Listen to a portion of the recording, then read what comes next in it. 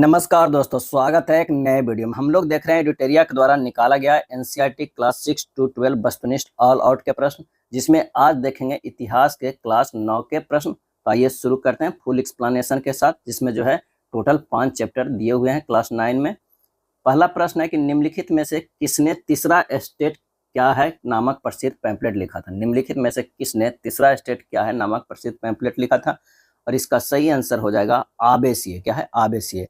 आबे सिए ने तीसरा स्टेट क्या है शीर्षक से प्रभावशाली पैम्फलेट जो है वो लिखा है।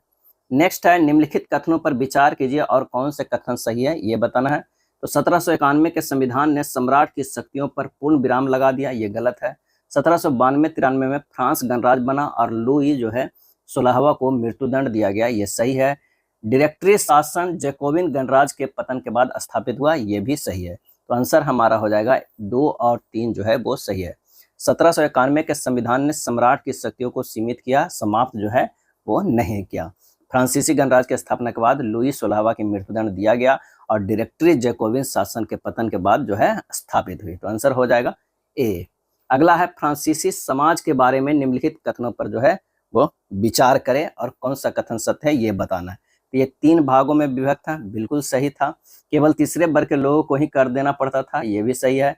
पादरी वर्ग के अलावा कुलीन वर्ग को भी विशेषाधिकार प्राप्त था, ये भी सही है।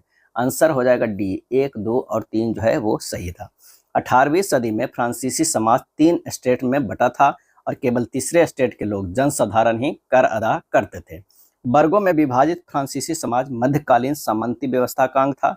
प्राचीन राजतंत्र पद का प्रयोग सामान्यतः सन 1789 से पहले के फ्रांसीसी समाज एवं संस्थाओं के लिए होता था। फ्रांसीसी समाज की वर्ग व्यवस्था को दर्शाता है। पूरी आबादी में लगभग 90% किसान थे, लेकिन जमीन के मालिक किसानों की संख्या जो है बहुत कम थी। लगभग 60% जमीन पर कुलीने, चर्चे और तीसरे स्टेट के अमीरों का अधिकार था। प्रथम 2 स्टेट्स कुलीन वर्ग एवं पादरी वर्ग के लोगों को कुछ विशेषाधिकार जन्मत जो है प्राप्त थे। इनमें से सबसे महत्वपूर्ण विशेषाधिकार था राज्य को दिए जाने वाले करों में छूट। नेक्स्ट है स्टेट्स जनरल के संबंध में निम्नलिखित कथनों पर विचार कीजिए और सत्य कथन का जो है वो चयन कीजिए। तो यह एक राजनीतिक संस्था थी जिसकी बैठक सम्राट अपने मर्जी से बुलाता था, बिल्कुल सही। लुई 14वां द्वारा 5 मई 1789 की इसकी बैठक बुलाई गई थी, गलत है। पहले से निर्धारित नियमों के अनुसार तीनों वर्गों को एक एक मत देने का अधिकार था, ये भी सही। आंसर हमारा हो जाएगा चौथा के 1 और 3 जो है वो सही है। क्या है? सही है। फ्रांसीसी सम्राट लुई जो है वो 16वें ने 5 मई 1789 को नए करों के प्रस्ताव के अनुमोदन के लिए स्टेट जनरल की जो है बैठक बुलाई थी। तो आंसर हमारा हो जाएगा 1 और 3 सही। नेक्स्ट है फ्रांस की क्रांति के आदर्श क्या थे, और इसका सही आंसर हो जाएगा स्वतंत्रता, समानता और बंधुत्व। बी हमारा जो है वो सही हो जाएगा। सरकार ने स्वरूप में इन सभी परिवर्तनों के दौरान स्वतंत्रता, विधि सम्मत, समानता और बंधुत्व प्रेरक आदर्श बने रहे। इन मूल्यों ने आगामी सदी में न सिर्फ फ्रांस बल्कि बाकी यूरोप के राजनीतिक आंदोलनों को भी प्रेरित किया। अगला है फ्रांस में जुलाई क्रांति किस वर्ष हुई है? जुलाई क्रांति तो 1830 में हुई। क्या है? 1830 में हुई। फ्रांस में 1830 में हुई जुलाई क्रांति के बारे में जानने के बाद या और किसी चीज के बारे में बात ही नहीं करते थे।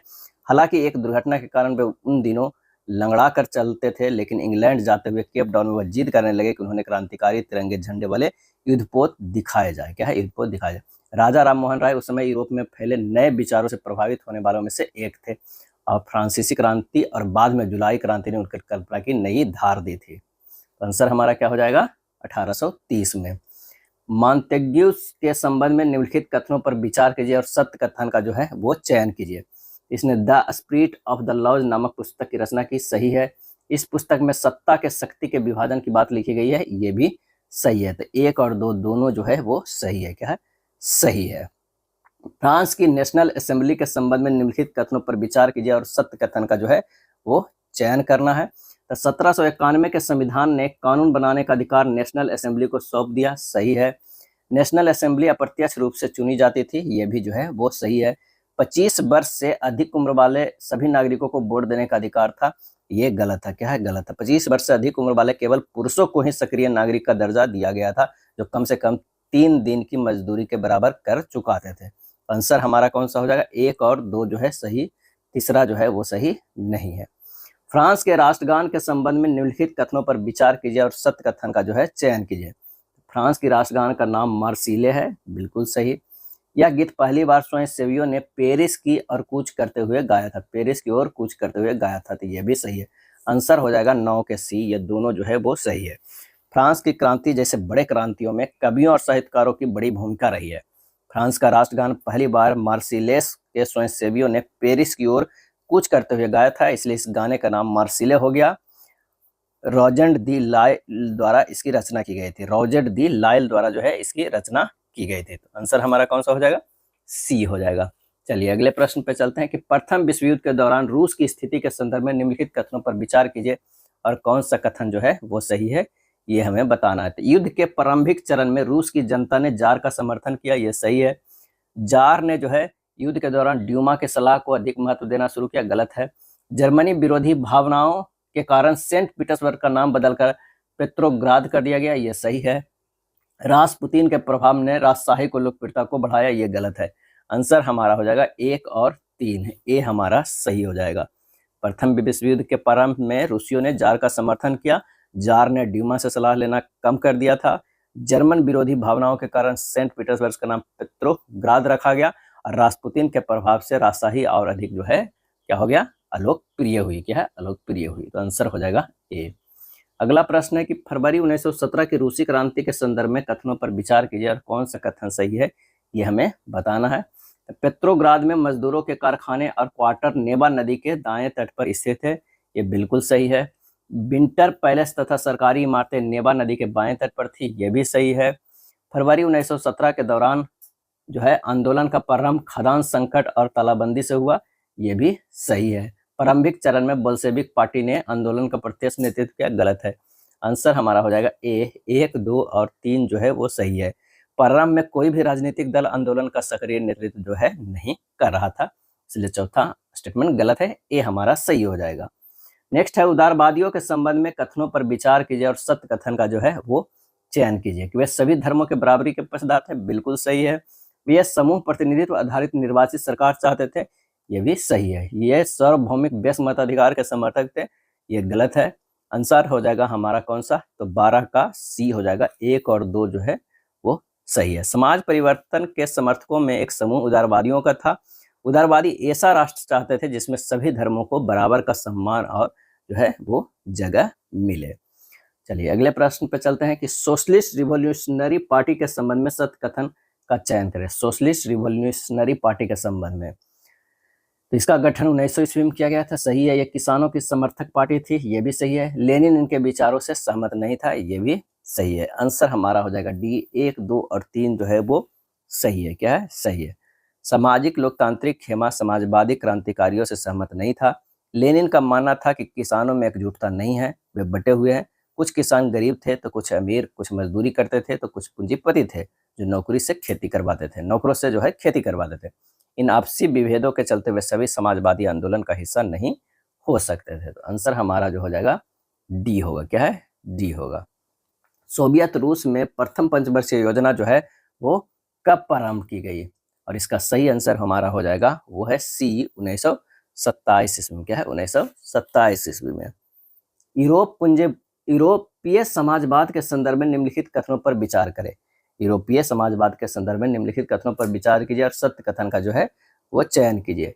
तो समाजवादी निजी संपत्ति के विरोधी थे, सही है। कोऑपरेटिव यानी सामूहिक उद्यम समाजवाद का ही एक स्वरूप है, ये भी सही है। मार्क्स का मानना था कि औद्योगिक समाज पूंजीवादी समाज है, ये भी सही है। आंसर हो जाएगा 1, 2 और तीनों जो है वो सही है। कार्ल मार्क्स का विचार था कि औद्योगिक समाज पूंजीवादी समाज है। फैक्ट्री में लगी पूंजी पर पूंजीपतियों का स्वामित्व है और पूंजीपतियों का मुनाफा मजदूरों की मेहनत से पैदा होता है। उसका मानना था कि मजदूरों की पूंजीवादी व निजी संपत्ति पर आधारित शासन को उखाड़ फेंकना होगा। एक ऐसा समाज बनाना होगा जिसमें सारी संपत्ति पर पूरे समाज यानी सामाजिक नियंत्रण एवं स्वामित्व रहेगा। अगला है खूनी रविवार के संबंध में निम्नलिखित कथनों पर विचार कीजिए और सत्य कथन का जो है चयन कीजिए। यह घटना 1917 में घटी जब मजदूरों का एक दल जार के महल के सामने विरोध प्रदर्शन करते हुए पहुंचा, गलत है। मजदूर कार्य अवधि घटाकर 8 घंटे करने, वेतन वृद्धि और कार्य स्थिति में सुधार की मांग कर रहे थे। आंसर होगा सही। तो केवल 2 सही है। क्या है? 2 सही है। रूस में मजदूरों ने काम के घंटे को घटाकर 8 घंटे किए जाने, वेतन वृद्धि और कार्य स्थिति में सुधार की मांग करते हुए हड़ताल पर चले गए। इसी दौरान जब पादरी गैपोन के नेतृत्व में मजदूरों का एक जुलूस विंटर पैलेस के सामने पहुंचा तो पुलिस ने मजदूरों पर हमला बोल दिया। इस घटना में 100 से ज्यादा जो है मजदूर मारे गए और लगभग 300 घायल हुए। इतिहास की इस घटना को खूनी रविवार के नाम से याद किया जाता है। 1905 की क्रांति की शुरुआत इसी घटना से जो है वो हुई थी। आंसर हमारा जो है बी हो जाएगा। अगला प्रश्न है कि नात्सीवाद के उदय के संदर्भ में निम्नलिखित कथनों पर विचार कीजिए और कथनों का सही कौन है ये बताइए। तो आइए देखते हैं कौन कौन जो है वो सही है। एडोल्फ हिटलर का जन्म ऑस्ट्रिया में हुआ था, बिल्कुल सही। प्रथम विश्व युद्ध के दौरान हिटलर जर्मन सेना में संदेशवाहक के रूप में कार्यरत था, सही है। वर्साय की संधि ने हिटलर के राजनीतिक विचारों को प्रभावित किया, सही है। नात्सी पार्टी का मूल नाम जर्मन वर्कर्स पार्टी था, ये भी सही है।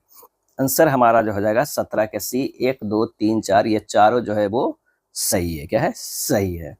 निम्नलिखित में से किस घटना ने नात्सीवाद को जन आंदोलन बनने में सबसे अधिक सहायता प्रदान की? तो वो हो जाएगा कौन सा? तो 1929 की महामंदी। 1929 की महामंदी। महामंदी के कारण बेरोजगारी, बैंक दिवालियापन और आर्थिक संकट बढ़ा, जिससे नात्सी प्रचार को व्यापक समर्थन मिला।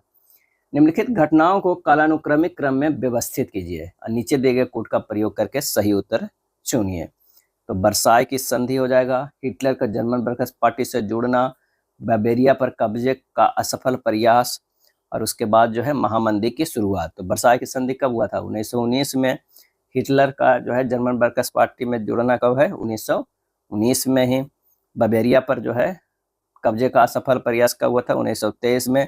और महामंदी की शुरुआत 1929 में। तो आंसर हमारा जो हो जाएगा ए हो जाएगा।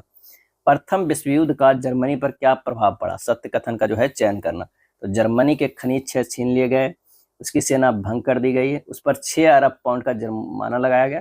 ये तीनों सही है, तो आंसर हमारा जो है वो डी हो जाएगा। क्या है? डी हो जाएगा। जर्मनी में अग्री अध्यादेश फायर डिग्री कब जारी किया गया? और इसका सही आंसर हो जाएगा 1933 में। 30 जनवरी 1933 को राष्ट्रपति हिंडनबर्ग ने हिटलर को चांसलर का पदभार संभालने का न्योता दिया और यह मंत्रिमंडल में सबसे शक्तिशाली पद था। तब तक नात्सी पार्टी रूढ़िवादियों को भी अपने उद्देश्यों से जोड़ चुकी थी। सत्ता हासिल करने के बाद हिटलर ने लोकतांत्रिक शासन की संरचना और संस्थानों को भंग करना शुरू कर दिया। फरवरी माह में जर्मन संसद भवन में हुए रहस्यमय अग्निकांड में उसका रास्ता और आसान हो गया। 28 फरवरी 1933 को जारी किए गए अग्री अध्यादेश फायर डिग्री के जरिए अभिव्यक्ति, प्रेस व सभा करने की आजादी जैसे नागरिक अधिकारों को अनिश्चित काल के लिए जो है निलंबित कर दिया गया। जर्मनी लीग ऑफ नेशंस से किस वर्ष बाहर आया? और इसका सही आंसर हो जाएगा 1933 में। विदेश नीति के मोर्चे पर भी हिटलर की फौरन कामयाबियां मिली। 1933 में उसने लीग ऑफ नेशंस से पल्ला झाड़ लिया। 1936 में राइनलैंड पर दोबारा कब्जा किया और एक जन, एक साम्राज्य, एक नेता के नारे की आड़ में 1938 में ऑस्ट्रिया को जर्मनी में मिला लिया। इसके बाद उसने चेकोस्लोवाकिया के कब्जे वाले जर्मन भाषी सुडेनलैंड प्रांत पर कब्जा किया और पूरे चेकोस्लोवाकिया में जो है हड़कंप मच गया। इस दौरान उससे इंग्लैंड का भी खामोश समर्थन मिल रहा था, क्योंकि इंग्लैंड की नज़र में वर्साय की संधि के नाम पर जर्मनी के साथ बड़ी नाइंसाफी जो है वो हुई थी।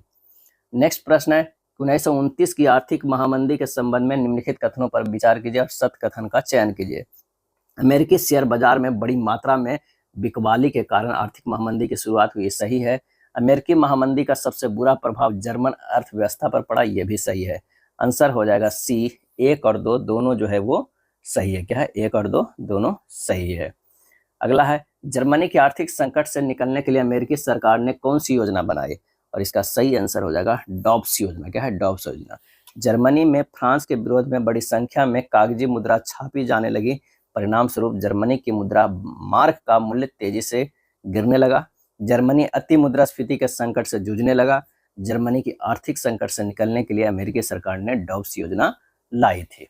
अगला है औपनिवेशिक शासन में अंग्रेजों द्वारा जंगल काटने के क्या कारण थे? तो आइए देखते हैं क्या कारण थे। शाही नौसेना हेतु लकड़ी की आपूर्ति के लिए, रेल लाइनों के प्रसार के लिए, व्यावसायिक कृषि बागानों के प्रसार के लिए। 1 2 3 सही। आंसर हमारा जो है वो डी हो जाएगा। भारतीय वन सेवा की स्थापना किस वर्ष की गई? तो 1864 ईस्वी में की गई। कब की गई? तो 1864 ईस्वी में की गई। जंगल के उत्पादों की आवश्यकता ब्रिटिश लोगों को व्यापक स्तर पर थी।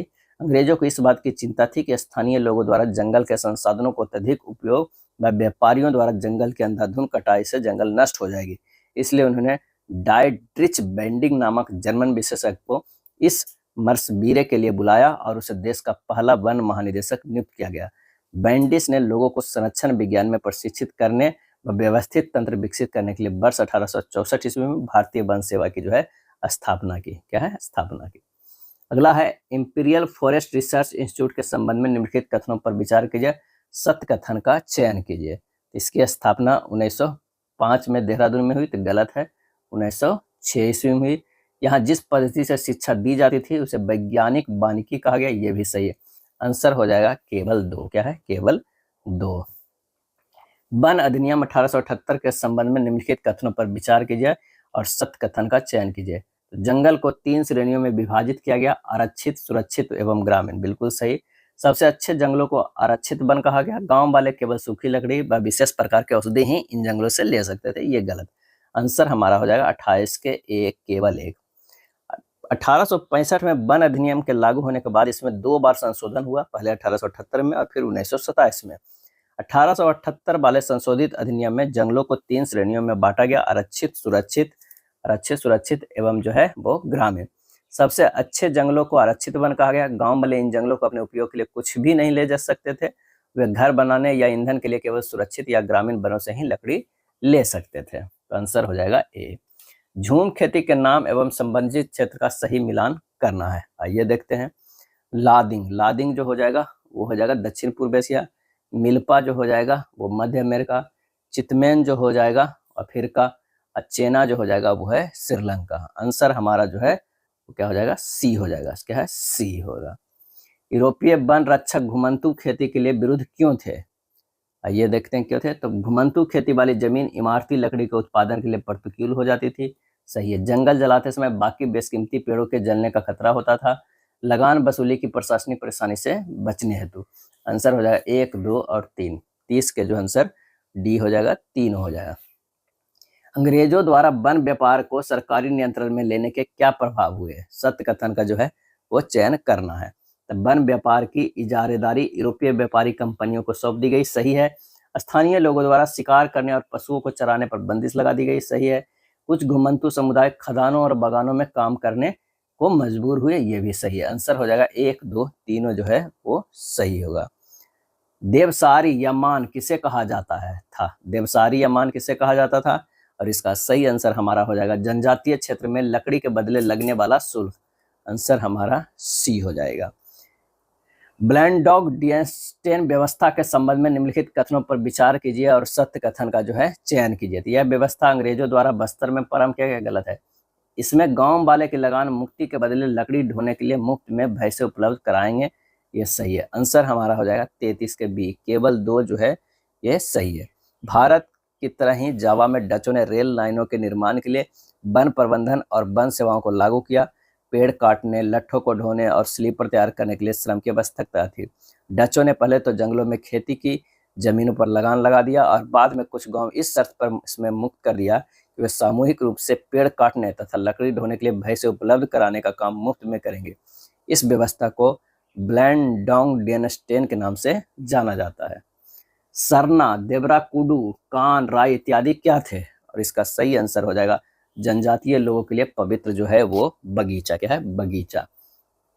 औपनिवेशिक काल में खेती में तेजी से फैलाव आने के क्या कारण थे? और इसका सही आंसर देखते हैं। तो अंग्रेजों द्वारा व्यावसायिक फसलों के उत्पादन को जमकर प्रोत्साहित किया गया। औपनिवेशिक सरकार द्वारा जंगलों का अनुत्पादकता समझा गया।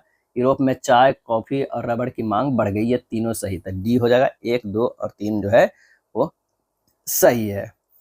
लाकोता आदिवासी समूह किस क्षेत्र से संबंधित है? तो इसका सही आंसर हो जाएगा उत्तरी अमेरिका से। क्या है?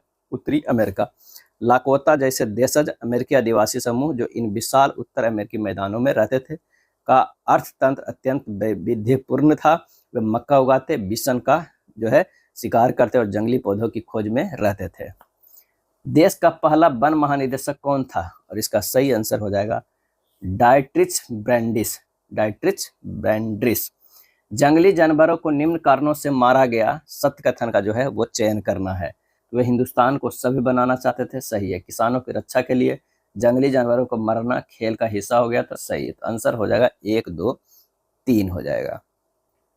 कलांग समुदाय के लोगों के बारे में निम्नलिखित कथनों पर विचार कीजिए, सत्य कथन का चयन कीजिए। तो ये जावा के घुमंतु किसान थे, सही है। 1770 के कलांगों ने डेनिस किले पर हमला करके उनके शोषण के खिलाफ प्रतिरोध किया, तो ये गलत है। आंसर हमारा हो जाएगा एक, केवल एक है। जावा में कलांग समुदाय के लोग कुशल लकड़हारे और घुमंतु किसान थे। उनका महत्व इस बात से आंका जा सकता था कि 1755 में जब जावा की माताराम रियासत बटी, यहाँ के 6000 कलांग परिवारों को भी दोनों राज्यों में बराबर बराबर बांट दिया गया था। चरवाहा समुदाय तथा उनके संबंधित तथ्य का मिलान करें। एक तरफ जो है चरवाहा समुदाय, एक तरफ संबंधित तथ्य। तो गोल्ला समुदाय की अगर हम बात करें तो वो गाय भैंस पालते थे। कुरुमा समुदाय जो है वो भेड़ बकरियां पालते थे। रायका जो है राजस्थान से संबंधित है। धंगर जो है महाराष्ट्र से संबंधित है। आंसर हो जाएगा बी, क्या है, बी हो जाएगा। अगला प्रश्न है कि औपनिवेशिक सरकार ने किस वर्ष अपराधी जनजाति अधिनियम पारित किया, और इसका सही आंसर हो जाएगा 1871 में। कब? 1871 में। चरवाहो टैक्स के संबंध में निम्नलिखित कथनों पर विचार करें। चरवाहे टैक्स के संबंध में सत्य कथन का जो है वो चयन करना है।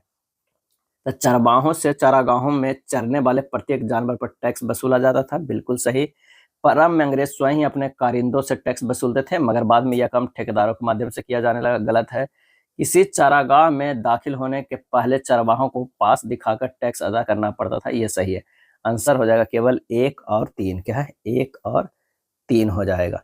चरवाहों से चारागाहों में चरने वाले एक एक जानवर पर टैक्स जो है वसूला किया जाने लगा। देश के ज्यादातर चरवाही इलाकों में 19वीं सदी के मध्य में ही चरवाही टैक्स लागू कर दिया गया। प्रारंभ में बोरी लगाकर ठेकेदारों को टैक्स वसूली का काम सौंपा गया था, प्रारंभ में ही।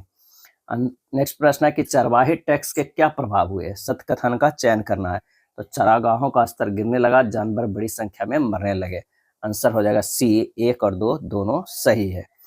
मार्शालैंड से संबंध निम्नलिखित कथनों पर विचार करें। तो यह इथियोपिया से लेकर तंजानिया तक फैला था, यह गलत है। औपनिवेशिक ताकतों ने मासाईलैंड का विभाजन कर दिया, यह सही है। आंसर हो जाएगा केवल 2 सही है। मसाइयों की सबसे बड़ी समस्या यह रही है कि उनके चारागाह दिन प्रतिदिन सिमटते जा रहे थे। औपनिवेशिक शासन से पहले मासाईलैंड का इलाका उत्तरी केन्या से लेकर तंजानिया के घास के मैदानों तक फैला हुआ था। 19वीं सदी के आखिर में यूरोप की साम्राज्यवादी ताकतों ने अफ्रीका में कब्जे के लिए मारकाट शुरू कर दी और बहुत सारे इलाकों को छोटे छोटे उपनिवेशों में तब्दील करके अपने अपने कब्जे में ले लिया था। औपनिवेशिक शासन और मसाइयों के संबंध में निम्नलिखित कथनों पर विचार कीजिए और सत्य कथन का जो है वो चयन कीजिए। तो औपनिवेशिक सत्ता के हस्तक्षेप के कारण वरिष्ठ जनों और योद्धाओं की परंपरागत उम्र आधारित संस्था पूरी तरह समाप्त हो गई, गलत है। अमीर और गरीब चरवाहों के बीच भेदभाव बढ़ गया, सही है। आंसर हमारा हो जाएगा 45 के बी, केवल 2 हो जाएगा। उत्तराखंड के ऊपरी घास के मैदान को क्या कहा जाता है? उत्तराखंड के ऊपरी घास के मैदान को क्या कहा जाता है?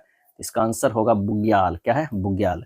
गढ़वाल और कुमायूं के गुज्जर चरवाहे सदियों से भावर के सूखे जंगलों की तरफ और गर्मियों में ऊपरी घास के मैदानों बुग्याल की तरफ चले जाते थे। इनमें बहुत सारे हरे भरे चारागाहों की तलाश में 19वीं सदी में जम्मू से उत्तर प्रदेश की पहाड़ियों में आए थे और बाद में यहीं बस गए। आंसर क्या होगा? बुग्याल। धंगर समुदाय के बारे में निम्नलिखित कथनों पर विचार कीजिए और सत्य कथन का चयन कीजिए। ये महाराष्ट्र के चरवाहा समुदाय है, बिल्कुल सही। ये बाजरे की फसल उगाते थे, ये भी सही। आंसर हो जाएगा सी, 1 और 2 दोनों जो है वो सही है। औपनिवेशिक शासन तथा चरवाहों के संबंध में निम्न कथनों पर विचार कीजिए और सत्य कथन का जो है वो चयन कीजिए। अंग्रेज चरवाहा भूमि को खेती के पक्ष में समाप्त कर देना चाहते थे, सही है। वन संसाधनों की रक्षा के आड़ में चरवाहों के परंपरागत अधिकारों का विरोध किया गया, ये भी सही। तो आंसर हो जाएगा 1 और 2 दोनों जो है वो सही है। मसाई समुदाय क्या है? मसाई समुदाय के संबंध में निम्नलिखित कथनों पर विचार कीजिए और सत्य कथन का जो है चयन कीजिए। तो ये उत्तरी अफ्रीका के निवासी है, तो ये गलत है। ये पूर्वी अफ्रीका के जो है निवासी है। औपनिवेशिक शासन के कारण उनकी स्थिति वहां के किसानों की तुलना में खराब हो गई, सही है। आंसर हो जाएगा केवल 2 जो है वो सही है। रायका समुदाय मुख्यतः किस क्षेत्र से संबंधित है? रायका समुदाय मुख्यतः किस क्षेत्र से संबंधित थी? और इसका सही आंसर हो जाएगा वो है राजस्थान, क्या है, राजस्थान। ये था एडिटोरिया के द्वारा निकाला गया एनसीईआरटी क्लास 9th का हिस्ट्री का प्रश्न। अगर वीडियो अच्छा लगा तो लाइक एंड शेयर कर दीजिएगा। धन्यवाद।